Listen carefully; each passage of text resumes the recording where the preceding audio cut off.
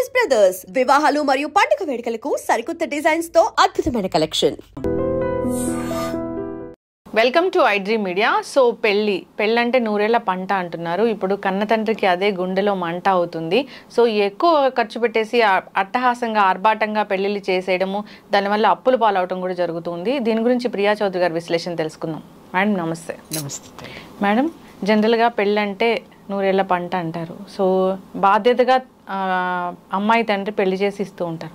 అయితే ఇప్పుడు అట్లా కాదు, పెరిగిపోయాయి. సో ఈవెంట్ మేనేజర్ ఏం చెప్తే ఆ విధంగా పెళ్లి చేయడము, దానికి ఒక బడ్జెట్ ఉండడము, అది ఎక్సీడ్ అవ్వడము, తర్వాత ఆయనకు బాధ కలగడము, అప్పులు పాలవడము.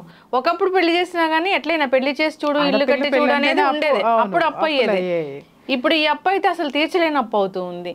ఏం చెప్తారు? ఇంత హంగులు ఆర్భాటాలు అవసరమా? పులిని చూసి నక్క వాతలు పెట్టుకోవడం అని ఎప్పుడైనా విన్నావమ్మా?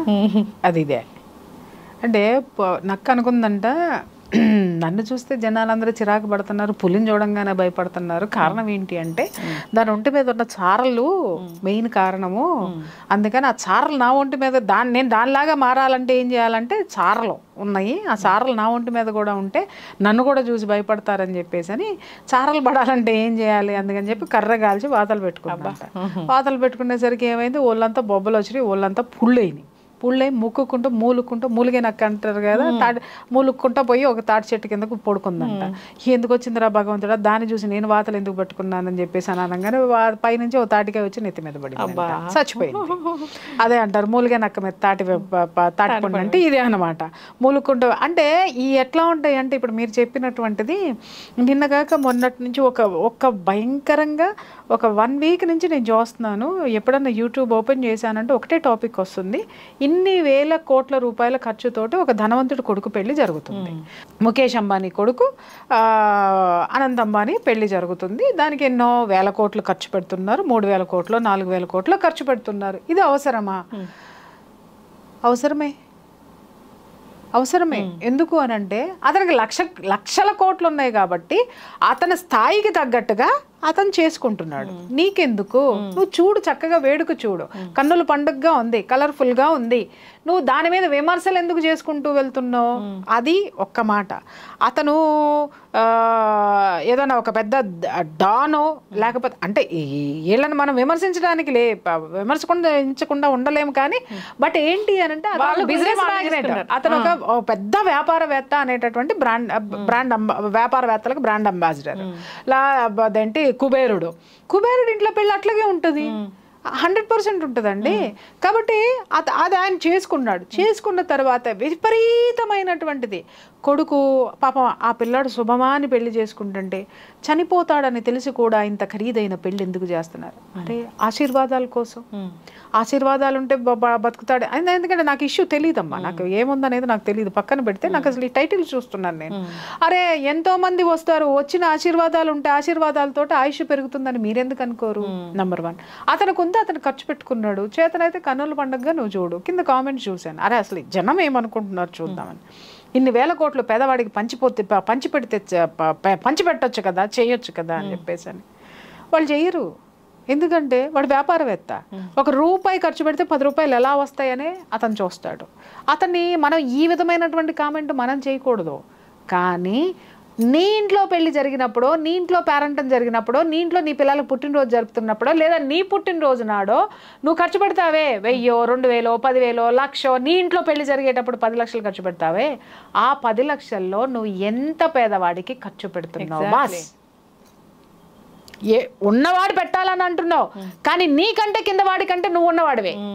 మరి ఆ కింద వాడికి నువ్వెంత పెడుతున్నావు? ఇప్పటికీ నా ఇంట్లో పుట్టినరోజులు జరిగిన, నా ఇంట్లో ఏదన్నా వేడుక జరిగిన దాంట్లో 10% ఖచ్చితంగా నేను పక్కకి తీసి పెడతాను. ఫస్టే బడ్జెట్ అనుకుంటాను, పక్కకి తీసి పెట్టి ఏదైనా ట్రస్ట్కి ఇవ్వడమో, లేకపోతే ఏదైనా గోశాలకు ఇవ్వటమో, లేకపోతే ఏదో ఒకటి ఖచ్చితంగా నేను దాంట్లో చేసి తీరుతాను, పెట్టను. అలాగని నేను ఇస్తున్నానని ఎక్కడన్నా మీరు చూసారా? నా ఫేస్బుక్లో కానీ చూపిస్తారండి. మనం దానం చేసింది కుడి చేతితో దానం చేస్తే ఎడం చేతికి తెలియకూడదు. అట్లా చేసి అదే నా ఆత్మ సంతృప్తి. ఎందుకని అంటావేమో, అరే ఈ స్థితికి నేను రావడానికి ఈ విషయం నాకు హెల్ప్ చేసింది, ఈ విషయంలో నేను హెల్ప్ చేయాల్సినవి ఏమున్నాయి, నేను చేస్తా, ఖచ్చితంగా చేస్తా. అందరూ అనొచ్చు 10% ఎందుకు ఇస్తావమ్మా, 50% ఇవ్వచ్చు కదా అని అంటే ఇవ్వను. ఎందుకంటే 90% నాకున్న రిక్వైర్మెంట్స్ అవి. నా రిక్వైర్మెంట్స్ నేను ఈ సమాజంలో ఉన్నందుకు నేను ఫుల్ఫిల్ చేసి తీరాల్సిందే. ఒక చిన్న విషయం చెప్తాను, ఉన్నవాడు ఉన్నట్టు ఎందుకు బతుకుతాడు అని అంటే, వాడు అలా బతకకుండా కిందకి దిగి బతికాడంటే ఈడికేం పోయే కాలంలో ఈడెంత పిసినారు. ఇదే ముఖేష్ అంబానీ 100 కోట్లు పెట్టి తూతూ మంత్రంగా పెళ్లి చేశాడు అనుకుందాం, ఈడికేం పోయే కాలం అన్ని లక్షల కోట్లు ఏడ్చినా కొడుకుకి చూసావా, కొడుకు దగ్గరకు వచ్చేసరికి వాడు రూపాయి కూడా ఖర్చు పెట్టట్లేదు, ఈడెంత పిసినారని ఇదే జనం మాట్లాడతారు. ఖర్చు పెడితేనేమో దుబారా ఖర్చు అని మాట్లాడుతున్నారు, ఖర్చు పెట్టకపోతేనేమో పిసినారు అంటున్నారు. లోకో భిన్న రుచి, నరుడు నాలుగుకి నరం లేదు, అందుకని ఏది ఎట్లయినా మాట్లాడతారు. అయితే నువ్వు మాట్లాడేది ఏంటంటే హంగులు ఆర్భాటాలు ఆడంబరాలు చేయాల్సినటువంటి విషయం. అంటే ఇక్కడ అనిల్ అంబానీ ఆదాయం ఎంత ఉందమ్మా, లక్షల కోట్ల ఆస్తులు ఉన్నాయి, ఆదాయం కూడా అంతే వస్తుంది. దాంట్లో నుంచి అతను ఖర్చు పెట్టింది 1%. అతను ఖర్చు పెట్టుకుంది వినమ్మా, 1% అతను ఖర్చు పెట్టింది. సంవత్సరంలో అతనికి వచ్చే ఆదాయంలో నుంచి 1% మాత్రమే అతను ఖర్చు పెట్టాడు, రైట్? కానీ నీ ఇంట్లో నీ పెళ్ళికి నువ్వు ఎంత ఖర్చు పెడుతున్నావు, నీ ఆదాయం ఎంత, నీ ఆస్తులు ఎంత, నీ పెళ్లి ఖర్చు ఎంత బయటికి చాలా మంది ఆడపిల్లలు చూశాను పాపం ఇక్కడి నుంచి వెళ్ళి యుఎస్లో యూకేలో వెళ్ళి సంపాదించుకొని విపరీతంగా వాళ్ళు కష్టపడి తినను కూడా తినరు, కడుపు నిండా కూడా తినరు, అక్కడ సంపాదించుకున్నటువంటి డాలర్లో వచ్చినటువంటివన్నీ ఇండియాకు వచ్చి పెళ్లిళ్ళు చేసుకోవడానికి దాదాపు లక్షలు గుమ్మరిస్తున్నారు. అసలు అంత గుమ్మరించాల్సినటువంటి అవసరమే లేదు. మెహందీలు అంటారు, తర్వాత ఏంటి సంగీత్ అంటారు, తర్వాత ఇంకేంటి ఈ మధ్య బ్యాచిలర్ పార్టీస్ అంట, ఇవన్నీ ఎక్కడున్నాయి అసలు? వీటి గురించి మాట్లాడి తర్వాత మనం ఆ పెద్దవాళ్ళ పెళ్ళిళ్ళ జోలికి వెళ్దామని. అసలు నీ ఇంట్లో నీ సాంప్రదాయం మెహందీ అనేది ఎన్ని సంవత్సరాల కిందట వచ్చి చేరింది, సంగీత్ అనేటటువంటిది ఎన్ని సంవత్సరాల కిందట వచ్చి చేరింది, బ్యాచిలర్స్ పార్టీ అని చెప్పి మందు పార్టీలు చేసుకుంటున్నారు. అసలు పెళ్లి ముహూర్తం పెట్టుకున్న తర్వాత అమ్మ 16 రోజుల పండగ అయ్యేంత వరకు శుభలగ్నం బయటికి వెళ్ళకూడదు, లగ్న పత్రిక రాసుకున్న దగ్గర నుంచి 16 రోజుల పండగ అయ్యేంత వరకు నాన్ వెజ్ కూడా తినరు. పెళ్లి కొడుకు దేంటి పొలిమేర కూడా దాటడు. ఒక్కసారి అది జరిగిపోయిన తర్వాత పొలిమేర దాటడు. అలాంటిది బ్యాచిలర్స్ పార్టీ అని చెప్పేసి అని ఒక 2 రోజుల ముందో 3 రోజుల ముందో పొలోమంట తాగుబోతులు అంతా ఒక చోట చేరి, కోపంతో వచ్చిందో రాని నాకేం సంబంధం లేదు, అందరూ చేరేసి తగలేస్తున్నారు. దేనికి తగలేస్తున్నారు? దీని గురించి మాట్లాడండి అయ్యా, కింద కామెంట్లు పెట్టండి తాగుబోతులు బ్యాచిలర్ పార్టీల గురించి. ఎవడికి నీ ఆరోగ్యాన్ని నువ్వు కొల్లబొడుచుకుంటున్నావు బ్యాచిలర్ పార్టీ, నువ్వు తాగేది కాక 10 మందిని పిలిచి, లేదా నీ చుట్టూ ఉన్న 10 మంది తాగుబోతులకి తాగుడు కావాలి కాబట్టి నేను బ్యాచిలర్ పార్టీ అని ఒకటి పెట్టాను, అయిపోయింది. మెహందీలు అసలు ఎక్కడ ఉందమ్మా మెహందీ? గోరింటాకు ఖచ్చితంగా పెట్టుకునేవాళ్ళు ఆ రోజు రాత్రి, రేపు పొద్దున్న పెళ్ళనగా ఈ రోజు రాత్రి కూర్చొని అందరూ పెట్టుకునేవాళ్ళు, లేదా 2 రోజులు ముందు పెట్టుకునేవాళ్ళు. అది చక్కగా ఒక వేడుక, అందరూ ఒక చోట కూర్చొని పెట్టుకున్నారు. ఇప్పుడు దానికి మెహందీ అని చెప్పి దానికి ఒక హల్దీ ఫంక్షన్ అంట. హల్దీ ఫంక్షన్ అనేది ఎక్కడి నుంచి వచ్చింది అసలు మీకు? ఇవన్నీ ఎవడు క్రియేట్ చేశాడు అని అంటే ఈవెంట్ మేనేజర్లు క్రియేట్ చేశారు. ఎందుకు క్రియేట్ చేశారంటే వాడికి బడ్జెట్ పెరగాలి, వాడికి పేమెంట్లు రావాలి, వాడు బేషక్గా బెంచ్ కార్లు వేసుకొని తిరగాలి, లేదా వాడు కాస్ట్లీగా బతకాలి. కాబట్టి ఒకప్పుడు పెళ్ళిళ్ళు పురోహితులు ముహూర్తం పెట్టి శాస్త్రం ఎలా చెయ్యాలి, పెళ్లి క్రతువు ఎట్లా చెయ్యాలి అనేది వాళ్ళు ఒక లిస్టు రాసిచ్చేవాళ్ళు, ఓకే, లేదా వాళ్ళు పద్ధతి చెప్పేవాళ్ళు. ఇదిగమ్మ ఇది ఇక్కడ పెట్టండి, ఈ రోజు ఇది చేయండి, లగ్న పత్రిక చేయండి, తర్వాత ఇది చేసుకోండి, ఈ తర్వాత ఇది చేసుకోండి, పెళ్లి రోజు పొద్దున్న గౌరీ పూజ చేసుకోండి, ఇవన్నీ చేసుకోండి, తర్వాత ఇచ్చి పుచ్చుకుంటారు, ఈ రోజు ఇచ్చి పుచ్చుకోండి, ఇవి పెట్టుకోండి, పెట్టుబడులు ఇలా పెట్టుకోండి, సాంప్రదాయాల గురించి వాళ్ళు చెప్పేవాళ్ళు. అకార్డింగ్ టు మన శాస్త్ర ప్రకారము ఈ పెళ్ళిళ్ళు అనేటటువంటివి జరిగాయి. అసలు నీ శాస్త్రంలో ఏడేడ్చింది? హల్దీ ఫంక్షన్ అంటావు, మెహందీ ఫంక్షన్ అంటావు, తర్వాత దాన్ని ఏమంటారు పార్టీస్, మ్యూజిక్, సంగీత్ అంటావు, వీటన్నిటిని ఎవడు తెచ్చి చేర్చాడు రా? నాకు అర్థం కాక అడుగుతాను. పూలిని చూసి నక్క వాతలు పెట్టుకోవడం అన్న మాట్లాడాను కదా, వాడు పెట్టాడు కదా, వాడు 10 లక్షలు పెట్టి సంగీత్ పెట్టాడని చెప్పి లేనాడు 2 లక్షలు పెట్టి పెడతాడు. ఎక్కడ పెడతాడు? వాడు ఉన్న ఇంటి ముందరే ఒక ఇది వేసి. నాకు ఇట్లా నేను అంటున్నానని మీరు బాధపడద్దు, ఎందుకంటే ఎంజాయ్మెంట్లు కావాలి. కానీ పెళ్ళి అంతా అయిపోయిన తర్వాత హ్యాపీగా అందరూ కలిసి కూర్చొని ఒక వేడుక పెట్టేసుకోండి. ఖచ్చితంగా పెట్టుకోండి. ఆ కుటుంబాలు ఈ కుటుంబాలు కలిసి పెట్టుకోండి. కానీ వీటికి ఎంత ఖర్చు అవుతుంది? ఈ ఖర్చుని ఒకడిని చూసి ఒకటి చెయ్యకపోతే మళ్ళీ బ్లేమ్లు. ఎందుకంటే వీళ్ళు చేసిన ఫేస్బుక్లో వీడియోల ద్వారా దీని ద్వారా ప్రీ వెడ్డింగ్ షూట్లు అంట, పోస్ట్ వెడ్డింగ్ షూట్లు అంట, తర్వాత దాన్ని ఏమంటారు డెలివరీకి చేసే బేబీ బంప్ షూట్లు. ఎక్కడి నుంచి వచ్చినాయి అమ్మ ఇవన్నీ కూడా? ఇన్స్టాగ్రామ్ ఆడు బతికేయడానికి, యూట్యూబ్ ఆడు బతికేయడానికి, లేకపోతే దాన్ని ఏమంటారు ఈ ఫేస్బుక్లో ఆడు బతికేయడానికి తీసుకొచ్చినటువంటి ఈ దరిద్రపు కల్చర్ని తీసుకొచ్చి మనం ఆపాదించుకొని ఈరోజు దుబారా ఖర్చులు అయిపోయినాయి. అంటే కంట్రోల్ చేయాల్సింది ఎవరు? నిజంగా చెప్తున్నా. మా ఇంట్లో నిన్న మొన్న పెళ్ళి అంటే నేను ఒకటే చెప్పాను, సంగీతంలో గిమ్మమ్మాయి అంటుంది అర్జెంటుగా పెళ్లి ముహూర్తం పెట్టండి అని. ఎందుకు వాళ్ళ అన్నకు పెళ్ళి అవ్వాలని దాని ఎంత బాగా కోరుకుంటుందో అనుకున్నా. కారణం ఏంటంటే నేను సంగీతకి నాకు మంచి డ్రెస్ కొనుక్కోవాలి, మెహందీకి నేను నా తోలు తీసేస్తా.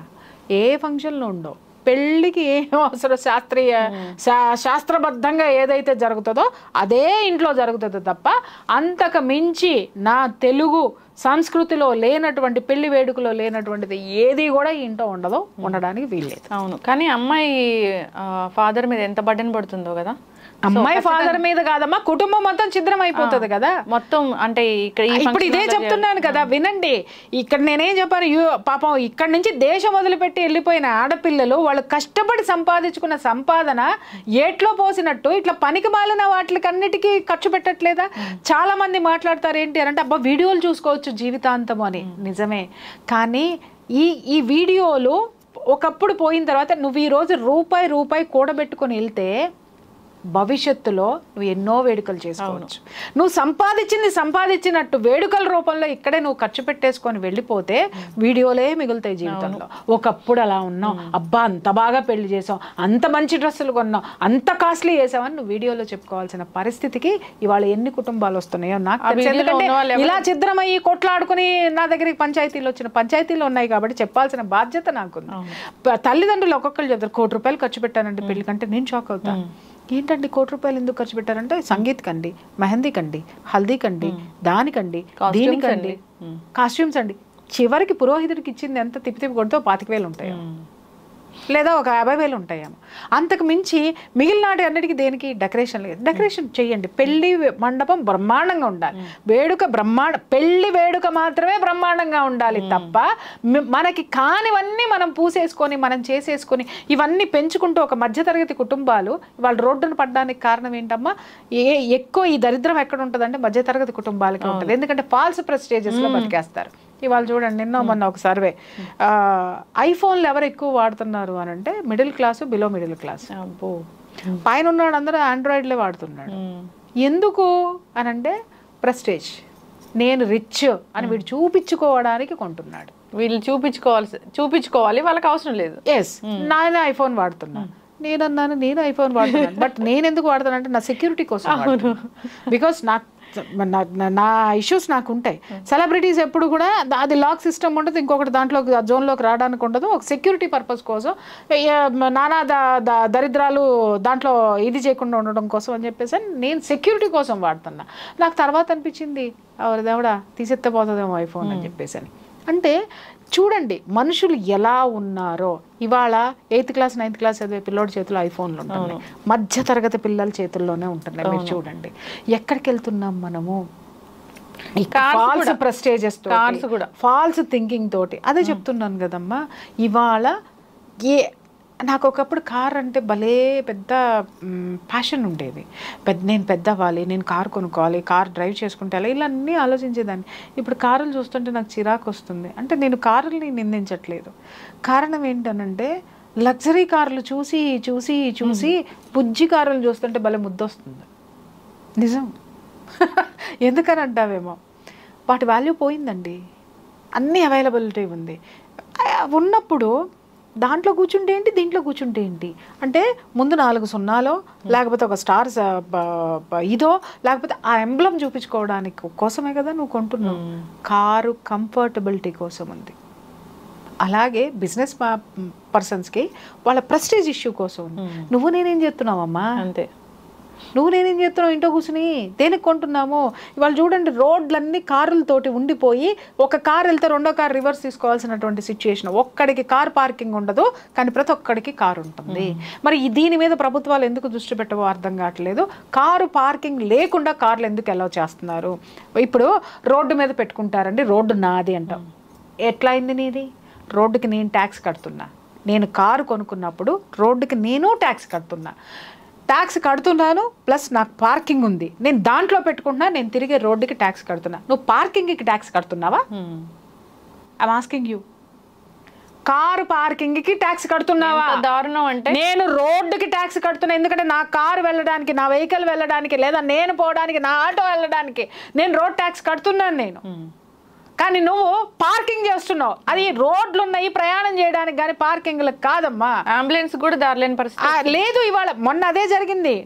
నేనున్న ఏరియాలో మొత్తము అసలు కార్లు విపరీతంగా పెట్టేసేసి, అటు ఇటు పెట్టేసేసి, మధ్యలో బైకులు పెట్టేసేసి అంబులెన్స్ వెళ్ళడానికి బైకులు అడ్డం పెట్టేశారు.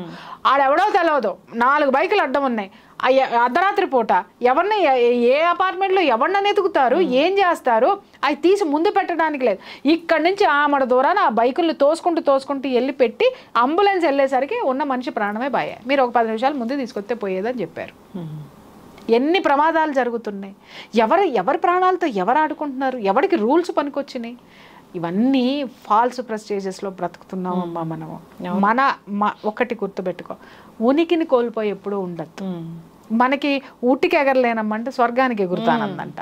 అట్లాగే నువ్వు ఆడంబరాలు చూపించి ఏం చేస్తావు? Other side of the coin జనానికి తెలియదా? తెలుసు ఖచ్చితంగా. నువ్వు చూపించినంత వరకే, కానీ అవతల వైపు చూపించేవాడు కూడా వస్తాడు, అది మర్చిపోవద్దు. ఖచ్చితంగా మేడం. ఈ అపార్ట్మెంట్స్ కావచ్చు, ఈ విల్లాస్ కావచ్చు, ఇలాంటివి కూడా సో గ్రాండ్గా కొంటారు, కానీ ఆ ఇంట్లో ఉండాలంటే గుండెలో రైళ్లు పరిగెట్టే పరిస్థితి వస్తుంది ఒక్కొక్కరికి. ఎందుకంటే వాళ్ళ సంపాదనకు మించి ఈ అమ్మాయిలు ఉంటాయి. ఎగ్జాక్ట్లీ అమ్మా. ఇవాళ ఒకటే మాట, మొన్న మా అపార్ట్మెంట్లో వీళ్ళు ఇవి కూరగాయలు పెట్టారు. బయట కూరగాయల రేటుకి మా అపార్ట్మెంట్కి వచ్చేదానికి 15 రూపీస్, 10 రూపీస్ నుంచి 15 రూపీస్ తేడా ఉంది. నేను అడిగా, ఏంట్రా బయట ఇట్లా ఉన్నాయి, మీరేంటి ఇక్కడ పెట్టారు ఆ అపార్ట్మెంట్ లోపల? అమ్మ లోపలికి వచ్చి పెట్టాం కదమ్మా, మీరే ఇట్ట మాట్లాడితే ఎలాగమ్మా అంటే, నేనన్నా ఊరే ఈ అపార్ట్మెంట్లన్నీ కాస్ట్లీ అపార్ట్మెంట్లన్నీ మాయ అనుకుంటున్నావా? అవన్నీ బ్యాంక్ ఆడిరా, మాయ కాదు. నెలకు వచ్చేసరికి భారీ మొత్తంలో చెల్లిస్తున్నావు వాడికి, అంతేగాని ఇవన్నీ మాయ కాదు. చూసేటు నీకు నువ్వే ఏ రోజు సంపాదన ఆ రోజు హ్యాపీగా జేబులో వేసుకొని నీ ఇంట్లో నువ్వు ఉంటున్నావు. బట్ మా అట్ట కాదయ్యా, వచ్చే సంపాదన మాది, ఇంకే సంపాదన వచ్చినా కూడా వీటికి కట్టడానికే మాకు సరిపోవట్లేదు. ఇవన్నీ చూసి నువ్వు మోసపోమాక, నీకంటే కూడా కింద స్థితిలోనే మేము బేరాలు అడుగుతాము, దయచేసి మాకు ఇవ్వు అని చెప్పేసాను. అంటే నా చుట్టూ ఉన్న వాళ్ళందరూ నవ్వారు, నిజమేనండి మీరు మాట్లాడింది అని చెప్పేసాను. అట్లా ఉంది పరిస్థితి, situation. False prestiges, false thinkings, false show పుటప్లు, ఇవన్నీ బ్రాండెడ్. ఏందమ్మా ఇది? నువ్వు ప్రశాంతంగా ఉండడానికి నీకేం కావాలో అది ఏర్పరచుకో. ఇంకొకటి, నీ అవసరం నువ్వు బ్రతుకున్నంత వరకు ఈ సమాజంతో పెట్టుకో. నీకు కార్లు ఉంటే ఎవడు చూస్తాడు, బంగళాలు ఉంటే ఎవడు చూస్తాడు, ఏది ఉంటే ఎంత ప్రశాంతంగా ఉన్నావో నీకు. ఎగ్జాక్ట్లీ. హెల్దీగా ఉండాలి, ప్రశాంతంగా ఉండాలి. కంటి మీద నిద్ర లేకపోతే ఈ బాధల వల్ల నేను నా చుట్టూ చాలా మందిని చూస్తాను. ఇవాళ చూస్తాను, రేపు వచ్చిన తర్వాత మేడం అది ఆ ప్రాపర్టీ కొనేసామండి, అక్క ఈ కారు కొనేసామండి. నేను చూస్తే ఆ వాటికి కట్టడం కోసము వీళ్ళు ఒక్క నిమిషం కూడా ప్రశాంతంగా, ఎప్పుడు ఇలా గుడి జబ్బులు వస్తాయో అనే టెన్షన్ నాకు. ఒక్క నిమిషం కూర్చోలేరు. మీరు నేను ప్రశాంతంగా మాట్లాడుకుంటాం కూర్చొని, ఒక్క నిమిషం నేను వాళ్ళతో కూర్చొని మాట్లాడుతుంటే వాళ్ళు ఎక్కడో ఆలోచిస్తూ ఉంటారు, ఎక్కడో ఏదో చేస్తారు, టెన్షన్ ఏవో ఫోన్లు, ఏవో ఇది ఏదో కథ. అసలు అక్కడ ఆ పని చేయాలి, ఇక్కడికి వెళ్ళాలి, అక్కడికి వెళ్ళాలి, అది చేయాలి, ఇది చేయాలి. మొన్న ఒక కేసు ఒకటి వచ్చింది నాకు, ఒక కేసు కదా, వరుసనే 4 కేసులు వచ్చినాయి. ఒక్కొక్కళ్ళు 6 ఉద్యోగాలు 7 ఉద్యోగాలు చేస్తున్నారంట.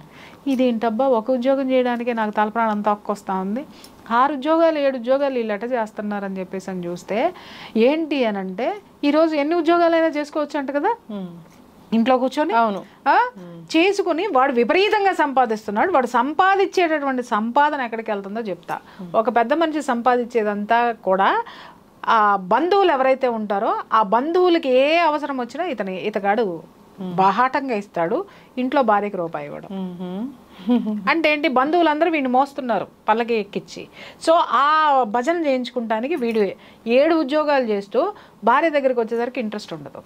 ఎందుకంటే నేను అలసిపోతున్నానండి 7 ఉద్యోగాలు చేస్తున్నా. 7 ఉద్యోగాలు నీ భార్యతో సంసారం చేయడానికి పనికి రాకుండా ఎందుకు చేస్తున్నావు నువ్వు అంటే వీళ్ళతో చప్పట్లు కొట్టించుకుంటాను. జీవితాంతం నీకు ఏదైనా వస్తే చూసేదెవరు? నీ భార్య నిజాలు మాట్లాడతారు ఒకటి. రెండోది ఇంకొకటి 9 ఉద్యోగాలు చేస్తున్నాను అన్నాడు. ఆ 9 ఉద్యోగాలు చేసేవాడి సిచ్యువేషన్ ఏంటి అని అంటే సేమ్ ఇదే సిచ్యువేషను. భార్యాభర్తల మధ్య అన్యోన్యత లేదు, ఏమీ లేదు. ఎందుకురా నాయన అంటే ఇది ఏంటి అని అంటే మా ఊర్లో ఇప్పటికే నేను ఇన్ని కోట్లు పెట్టి ప్రాపర్టీస్ కొన్నానండి, ఇంకొక 25 ఎకరాలు ఉంది, అది నేను కొనాలి, ఇవన్నీ నా టార్గెట్స్ అండి అని అన్నారు. అరే నీ వ్యక్తిగత జీవితాన్ని కూడా నువ్వు వయసులో ఉన్నప్పుడు నువ్వు ఎంజాయ్ చేయలేనటువంటి నీ టార్గెట్ ముసలోడు అయిపోయిన తర్వాత కావాలనుకుంటే ఎవడొస్తాడరా నీకు? సంపాదించి ఏం చేస్తావు? దేనికైనా ఒక లిమిటేషన్ ఉంటుంది. పెళ్ళికైనా, పేరంటానికైనా, ఆస్తులకైనా, అంతస్తులకైనా. చూడమ్మా, కింద పిల్లరు నువ్వు ఎంత బలంతో వేస్తావో అంత బలం మాత్రమే పైన మోస్తుంది దాని మీద పెడితే. అంతేగాని 10 అంతస్తులకి పిల్లర్స్ వేసి నువ్వు 20 అంతస్తులు పర్మిషన్ ఉంది కదా అని లేపావు అనుకోమ్మా, ఏమవుతుంది? మొత్తం కూలిపోతుంది. ఇవాళ మనుషులు చేసే పని అదే. ఆర్భాటాలు, హంగులు, ఫాల్స్ ప్రెస్టేజెస్కి పోయి పోలిని చూసి నక్క వాతలు పెట్టుకున్నట్టు వాతలు పెట్టుకుంటున్నారు. ఎస్, ఖచ్చితంగా మేడం. అందరూ కూడా ఆలోచించాల్సిన పరిస్థితి అయితే వచ్చింది. నిజంగా పెళ్లి చేసి చూడు అనేది ఒకప్పుడు ఎందుకు వచ్చిందో ఆ నానుడి, కానీ ఇప్పుడు అది ఇంకా గుద్ది బండలాగా తయారవుతుంది. సో పెళ్లి పీటల మీదే చనిపోతున్న తల్లిదండ్రులను కూడా చూస్తూ ఉన్నాము. ఆయన ఎంత టెన్షన్ పడి ఉంటే దీనికోసం అలా జరిగిందో కదా. సో ఖచ్చితంగా ఏదైనా వేడుక అనేది హ్యాపీగా జరగాలని కోరుకుందాం.